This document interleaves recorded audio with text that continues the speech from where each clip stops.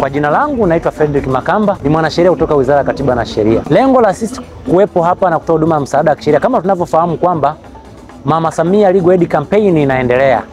Lengo la kampeni hii ni kuwafikia wananchi wasiokuwa na uwezo, aidha wa kuwaweka mawakili ili kufikia haki zao, ikiwemo na kuwapatia elimu ya msingi ambayo itawasaidia kujua haki zao pamoja na kutambua wajibu wao kikatiba na kwa sheria zingine ambazo zinahitaji wananchi kufanya inavyotakiwa. Kama kauli mbiu yetu inavyosema kwamba huduma msaada wa kisheria kwa haki, usawa, amani na maendeleo. Sio tu kwamba tunaitamka, tunaifanya kwa vitendo. Lazima kuwepo na haki. Haki ikiwepo kutakuwepo na usawa.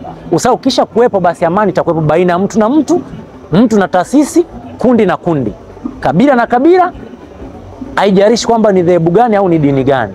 Wote tunahitaji kuwa ni watu wamoja, tusitenganishwe na ukabila, tusitenganishwe na udini wala utofauti wa taaluma zetu.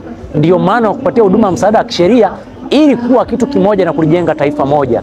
Kwa maana matabaka mengine yote yatatutenganisha. Na hili tusiwe na utengano, lazima tuwe na kitu kimoja, tukiwe katika mwelekeo mmoja wa kuwa na amani na maendeleo. Wananchi karibuni sana, tunawakaribisha Wizara ya Katiba na Sheria tuweze kuwahudumia kwa ufanisi ulio bora kwa viwango thabiti na madhubuti kabisa. Asante sana, karibuni.